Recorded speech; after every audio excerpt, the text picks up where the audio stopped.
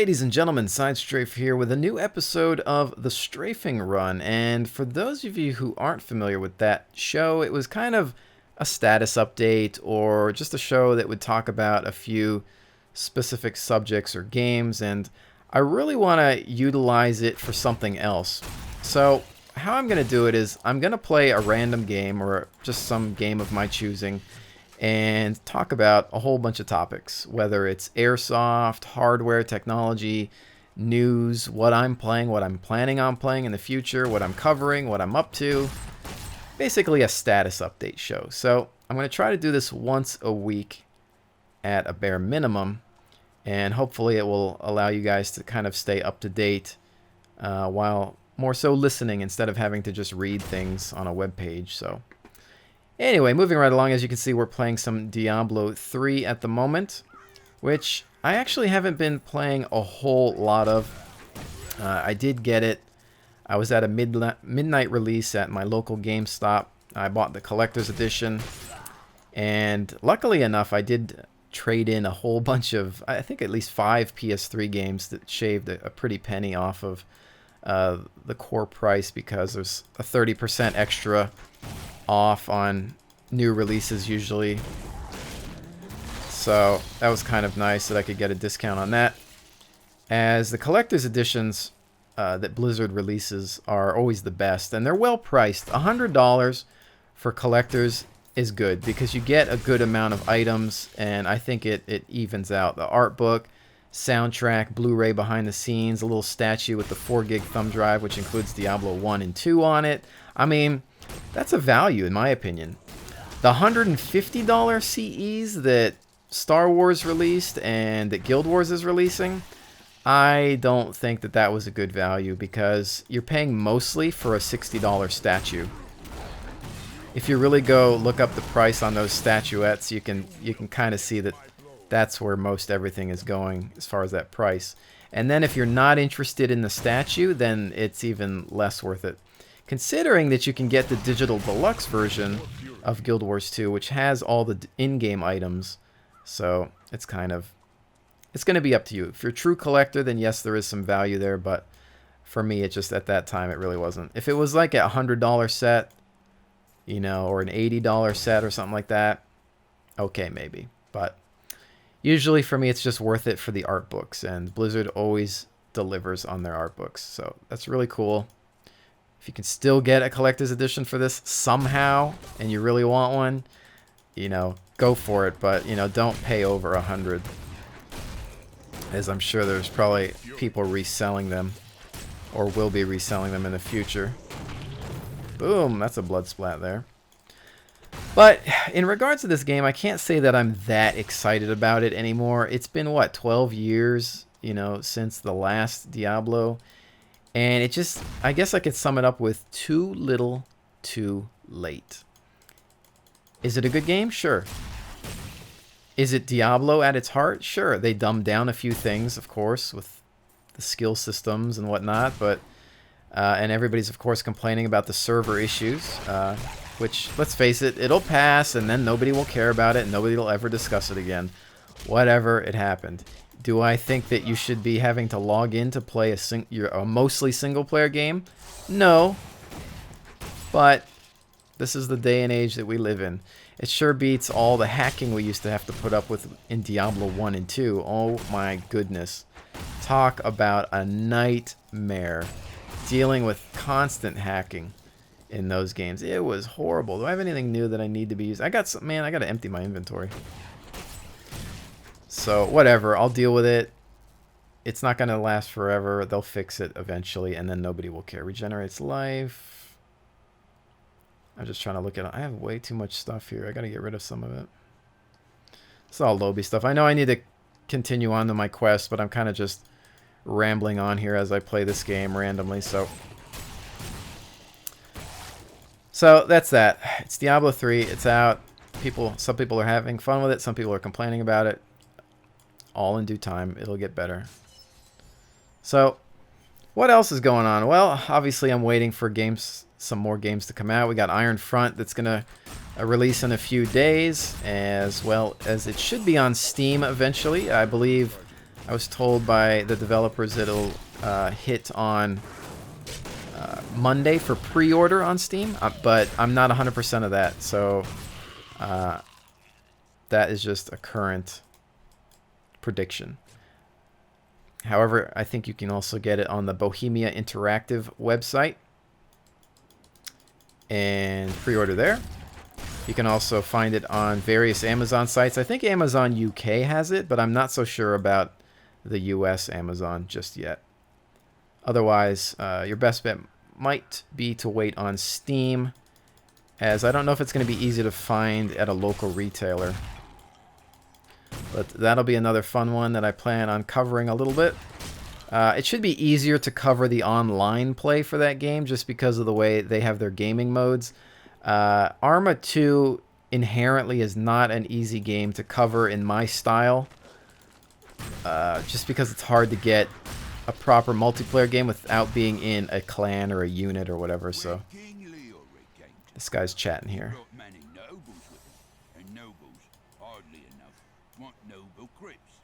So I showed up with my shovel. His shovel. Make easy profit by digging a few holes. There's no stopping their demands around here. Now I eat, sleep, and breathe dirt, it seems. Good voice acting, and I'm glad that they have voiced elements in this game, because reading is such a thing of the past, in video games at least. Nobody wants to do it anymore. So I'm glad that they've done that.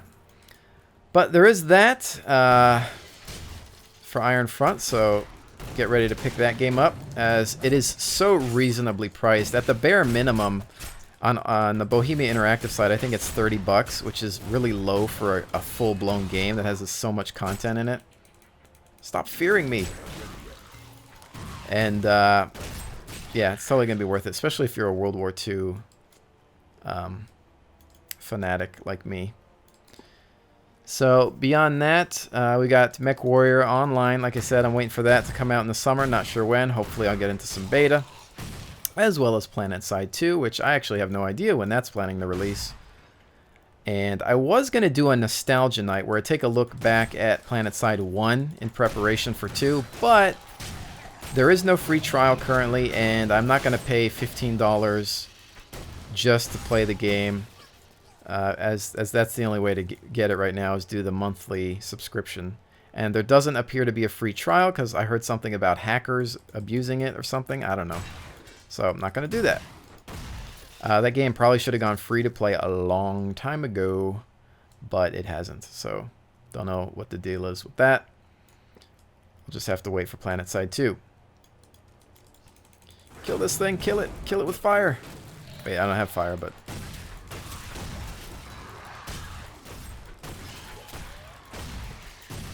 Because PlanetSide 2, MechWarrior Online. MechWarrior Online I'll probably cover similar to how I cover World of Tanks. Take it kind of casual. Just play, collect mechs, and do a few videos. Hopefully they'll have some sort of replay feature like Tanks does. I love games that have replay features, and I think it's a shame that more games don't, because there's no excuse. All games can have a replay feature. Let's face it, if World of Tanks can do it, StarCraft does it, Company of Heroes does it, all these games do it. It's possible. It's just the developer has to want to do it. I mean, look at Battlefield 2. They had one of the best things, the battle recorder. That thing was amazing, and there was no reason that 3 didn't have to have it, except for the fact that Activision, excuse me, not Activision, EA was pushing them to, it's a trap, was pushing them to release the game so early.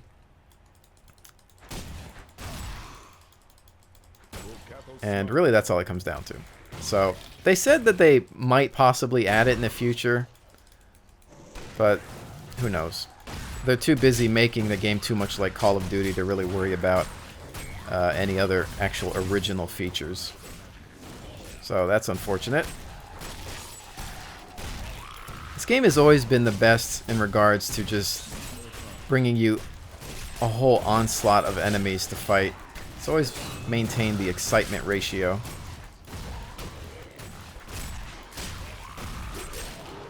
You know what I need, though? I need the other ability. Uh-oh. I am in trouble. Let me run over these potions. Okay, there we go. Because I couldn't use my health potion yet. Oh, they just like auto died. Alright, well that'll work. I need, you know what ability I needed actually for that? I needed that, where is it? Oh, I needed to have my cleave, which I think I'll just keep anyway, because I seem to be going against so many onslaughts. What else do I got? I got leap.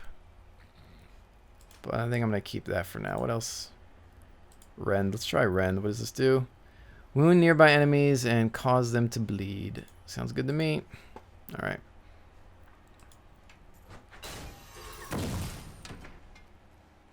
Take that, trap. Gathering bracers. Oops. So, do I have bracers? Oh man, my inventory's full. I need to go back to the town. With those bracers. Oh, here we go. There. I really could use a little bit more variation in visuals as far as the armor is concerned, but I'm guessing they want you to play this game in harder difficulty levels to get some of the cooler looking things. So I don't know how much you can get by going through the complete normal campaign, which I heard is actually kind of beatable in 10 to 15 hours or so. At least that's what... Well, actually, I heard that somebody beat it in 6 hours, but my buddy Rui apparently finished it in...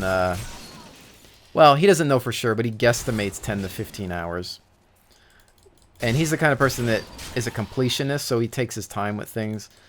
So 10 to 15 hours, I guess, if you're taking your time, which I guess in a way is kind of sad, although he claims this is the type of game where the gameplay comes from beating it in multiple difficulty levels, which, okay, fine, but still, I don't know, I guess I expect much more. But there is that, so... Yeah, let's rend things. And I suppose as far as DayZ is concerned, let's talk a little bit about that. It will basically go on, of course. Just because I died doesn't mean I'm going to stop making it, so I will keep making episodes for that. However, I do want to just try to come up with new ways to play it. I have been getting a lot of invites. A lot of people want to play the game with me, and I really appreciate it. Of course I do, and it would be great if I could. However, like I said, when you're getting tons of invites, it's just not possible. And of course, when the game has servers that can only really hold 50 players and they're usually full, that makes it even more so difficult. So unfortunately, I really can't play with each and every one of you. However, I would like to create some sort of event in the future where maybe it's kind of like a day-long thing where we try to find a server and we just try to get as many people onto the server as possible. Perhaps I can find somebody who runs a server or owns a server that maybe we can kind of keep private for the day, and only those who perhaps visit my Facebook will get the password. And then we can have everybody who watches my videos in the same server, and we can all kind of just create a little army and kind of just try to conquer the world of DayZ and see what happens. And so I think that might be interesting, and I can perhaps try to record that once I get a capture card that will allow me to record longer gameplay sessions without filling up an entire hard drive. So I am kind of looking at the new AverMedia Live Gamer HD to help me do that, but we'll see how that goes. And this probably won't be something that I'll do anytime soon. It'll definitely be in the near future, though. So keep an eye on that. Definitely stay up to date on Facebook, facebook.com/SideStrafe. If you're not there already, I do post news there, like typically what's going on. I post the latest videos there, so you're up to date and can see what's going on. And that'll also keep you up to date on any ideas I have for events. You guys can obviously go there to post suggestions in regards to new games, ideas, and things like that as well. But it's just a good way to keep up to date. So everybody has a Facebook, and of course it helps me out as well because it allows you guys to share my content with other people and help grow this community, which is doing very well. We're actually we're in the 9,000 stretch, so we're almost at 10,000 subscribers. So I definitely want to thank each and every one of you for subscribing and staying tuned and just putting up with the fact that I am a fairly random and I guess you could call a variety gamer. I play a lot of things, so my channel's never going to be just specific to one thing. And I appreciate everybody who can stay tuned and just enjoy that. But I think with that, I've pretty much covered everything I wanted to talk, everything that I wanted to discuss today. Again, I hope to try to do this at least once a week, if not more, as I think it will just help everyone out and be a lot of fun to just watch and listen to as well.